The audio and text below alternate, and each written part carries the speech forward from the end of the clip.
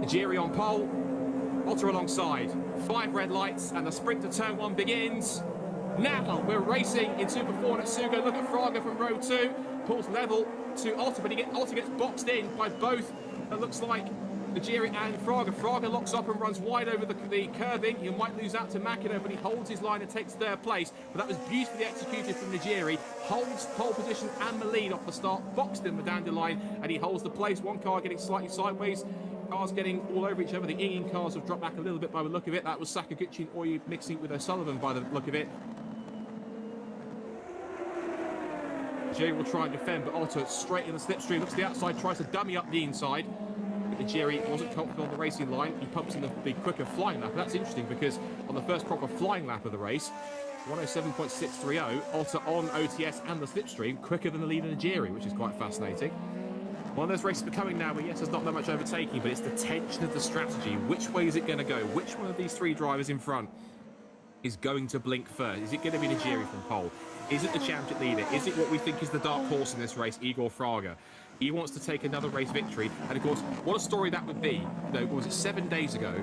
He was flying through the air, terrified after his incident that he had at Fuji at the wheel of that Honda Prelude in Super GT.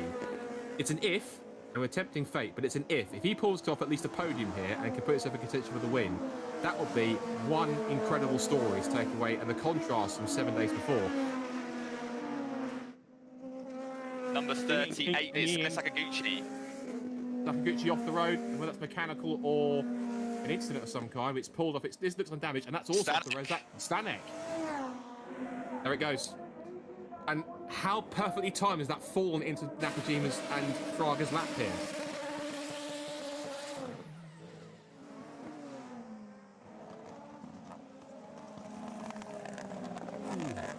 And just how perfectly could you slot it in front of both Najiri and Otter? That was a lot closer than I thought it would be, actually. Well, both Fukutsumi and Iwasa are there. I see Fukutsumi, unless I'm seeing things. Where is Iwasa? That's Charlie Wirtz leading, so they're in the pits now on the following lap. It was a black-coloured car. I was getting confused with the cars on that one side, so forgive me for that. There is our top 2. They are pitting under the safety car. And that said, though, they've got quite a gap. So they are a lap ahead. What I'd like to know is where the safety car came out and who it clearly picked up Charlie Wirtz first, but was the safety car sent out at a weird time, or was there a bit of a disconnect between the it's many questions that will need to be answered. So intriguingly enough, what was looking to be a 3-car fight for victory has now become effectively at least a 5-car fight now, because Fukutsumi and Iwasa on those fresher tyres, it all depends on how good their pace is, if they can make that work. So now here we go. This is the start of the wave around for all drivers, except of course for Fukutsumi and Iwasa. Now, how much will any of the sprinkling and rain cause a problem? We'll wait and see if it comes down any harder. Over the crest out of 110R, up to the green flag timing line. We're back to racing underway. Watch for Fraga on the OTS to push for Iwasa for 2nd place. Iwasa also closes in as well on leader Fukutsumi. The key thing is they've both pretty much pressed the OTS at exactly the same time. So what will be interesting to see is that when they come off it, they'll come back on it at the same time. So it's pretty much going to be, as soon as you've got it back, they're going to be straight back on it as soon as it's available when they can. But this could be really a very interesting final 2 laps here to decide who takes the victory. Well, they say, what is it, the phrase? You wait for 1 victory and 2 come along at once in the season. Fukutsumi took Rookie Racing's first victory back at Suzuka. He's about to go to the top step of the podium again in a brilliant strategy call under the safety car. The top 3 all together to the line, up to the checkered flag. A 2nd win of the season.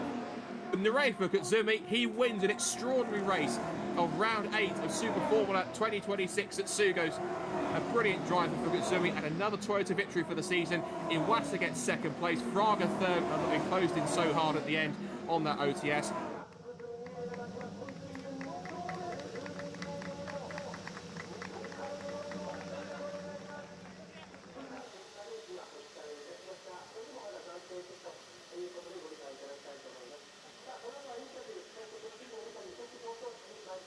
In a Good test of fortune. Norei Fukutsumi gets his second win of the season, and this is his rookie's second victory of their career in Super Formula. Yuma Iwasa, a frustrated second. Igor Fraga, a rather annoyed third place. We'll see how that runs later on. Kako Shinoda fourth from Majiri in fifth. Then Makino, Tsuboi, Fenestraz, O'Sullivan, and Sato in the top 10. Luke Browning came up 10 positions to 11th place. Kobe actually 12 positions, the biggest mover, up to 12th. Then Koide Yamashita, Oyu Matsushita, and then Juju Noda, one of her best performances.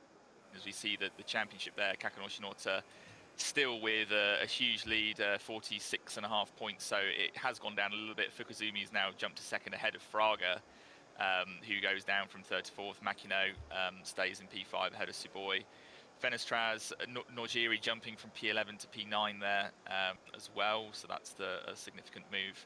A little bit further down the orders, you see the rest of the drivers there with points on the board for Zach O'Sullivan and Ren Sato. I think we're going to get the team standings now also, which will still be Dandelion Racing well out ahead, even though they didn't have the best of days today.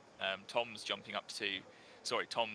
second. It's Mugen, I think, jumping ahead of Nakajima there into third position. Rookie, of course, with only one car, so you wouldn't expect them to be in contention, but holding strong there in P5.